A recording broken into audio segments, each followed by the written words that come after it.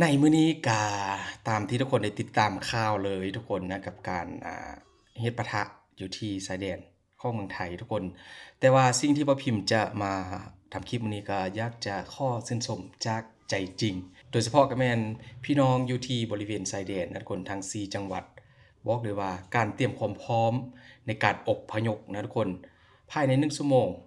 อพยพเข้าที่ปลอดภัยเข้าศูนย์พักพิงเข้าที่กำบังเข้าแบบบังเกอร์ได้แบบรวดเร็วทันใจนะคนเพราะว่าเมืองไทยก็มีการเตรียมเรื่องพวกนี้เตรียมความพร้อมแบบนี้มาหลายเดือนกันแล้วนะทุกคนเดี๋ยวเราจะไปเบิ่งว่าการอพยพครั้งนี้จะเป็นแบบใดนะคนพร้อมกับสิ่งหนึ่งที่เฮ็ดให้พี่น้องชาวไทยอยู่ที่บริเวณชายแดนถึงกับกรีดร้องดีใจเพราะว่ามีเครื่องบินF16 บินเนื่องหัว3ลำทุกคนเดี๋ยวเราไปเบิ่งคลิปกันเลยตื่นตระหนกตกใจนะครับก็ทำใจดีๆไว้ก่อนนะครับแต่สำหรับท่านใดนะครับที่อยากจะอพยพไปก่อนก็ไปได้เลยนะครับโดยไปที่สนามช้างนะครับโดยให้ท่านนะครับเอาที่นอนไปด้วยนะครับ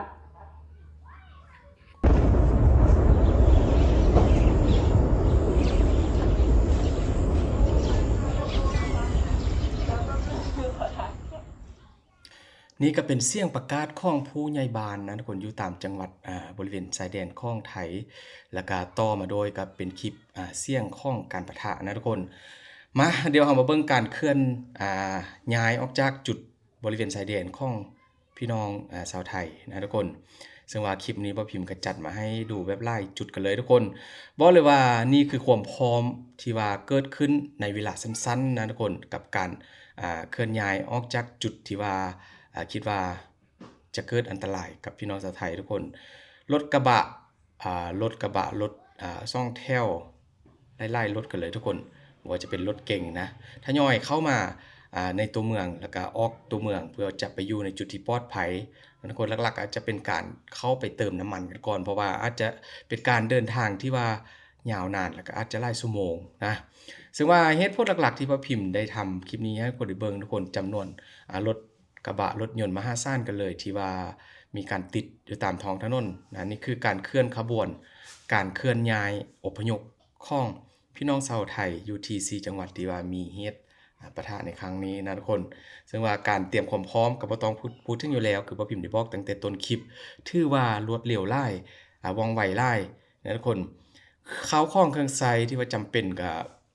ที่พ่อพิมพ์ได้ไปดูรายละเอียดของคลิปนะทุกคนชาวบ้านเขาได้บอกว่าได้เตรียมพร้อมไว้หมดแล้วแพ็คของที่ว่าจำเป็นใส่ในกระเป๋าใส่ในถังใส่ในภาชนะที่ว่าจะเก็บไว้นานนะทุกคนเขาเตรียมพร้อมไว้หมดแล้วและล่าสุดก็มีการเกิดเหตุปะทะขึ้นจริงๆนะทุกคนแล้วก็หลายคนหลายครอบครัวที่ว่าอยู่ในจุดเสี่ยงก็รีบค้นเอาตัวเองออกมาพร้อมกับครอบครัวของตัวเองและทุกคนเข้าของเครื่องใช้ขึ้นรถส่วนตัวคนไหนที่ว่าบ่มีรถก็จะต้องอาศัยเพื่อนบ้านนะที่ว่ามีรถติดรถรับส่งนั่นแหละทุกคนเคลื่อนย้ายออกมาพร้อมกันนี่ทุกคนทั้งกลางวันทั้งกลางคืนทุกคนเคลื่อนตัวตั้งแต่ตอนช่วงบ่ายๆนะบ่ายๆของมื้อวานนี้จนมาถึงค่ำถึงมืดกันเลยทุกคนรถติดยาวเหยียดจริงๆนะบางจุดทุกคนมีการเคลื่อนออกหมู่บ้านนึงนะคน1ชั่วโมงแป๊บเดียวหมู่บ้านก็ถือว่าหมดเกลี้ยงเลยก็ถือว่าชาวบ้านเขากับรีบเข้าไปรีอยู่ในที่ปลอดภัยนะทุกคนโดยเฉพาะก็แม่นเป็นบังเกอร์แล้วก็ศูนย์พักพิงที่ว่าทางการมีการจัดเตรียมไว้ให้อันนี้พ่อพิมพ์บอกเลยว่าชื่นชมจักใจจริงๆทุกคนบอกว่ามีการวางแผนอย่างรวดเร็วนะแต่ว่าสิ่งที่ตามมาก็อาจจะมีบางคนที่ยังบ่ทันออกนะเพราะว่าบังเกอร์อยู่ในจุดอยู่ไกลบ้านก็ยังมีบางคนก็ขออยู่บ้านต่อเพราะว่าก็นั่นน่ะเป็นห่วงทรัพย์สินเป็นห่วงสัตว์เลี้ยงเป็นห่วงบ้านเรือนนั่นแหละของตัวเองก็เลยว่าข้อรีอยู่ในบังเกอร์อยู่ไกลบ้านของตัวเองทุกคนนี่การเตรียมความพร้อมเต็มอย่างหนึงก็คือรถกู้ภัยทุกคนที่ว่ามีการเข้าไปพื้นที่เตรียมไปค้นเอาพี่น้องชาวไทยที่แบบบางคนยังบ่มีรถที่ว่าจะออกมาจากบ้านนะทุกคนบริเวณใกล้เคียงชายแดนนั่นแหละก็เลยว่ามีกู้ภัยนี่ทุกคนฟังเสียงพร้อมกัน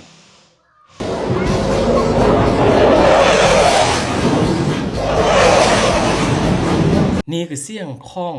F16 ทุกคนที่ขึ้นเป็นบินเมื่อช่วงเช้าๆนะพี่น้องชาวไทยถึงขั้นกับตกใจแล้วก็เสียงกรีดร้องพร้อมกันนะทุกคนว่าอ่าคล้ายๆแบบดีใจนั่นแหละที่ว่าF16 ขึ้นไปประจำการเรียบร้อยนะทุกคนแล้วก็มีการยอดไข่ยอดหยังกันไปเรียบร้อยมาอีกตึมทุกคนเส้นนี้ก็ถือว่ารถติดยาวเหยียดคือเก่านะกับการเคลื่อนย้ายอพยพของพี่น้องชาวไทยอยู่แนวชายแดนนะทุกคนยังได้ก็ขอให้ทุกคนสู้ๆนะทุกคนบ่พิมพ์ก็ขอเป็นกำลังใจให้ตึมคนหนึงนี่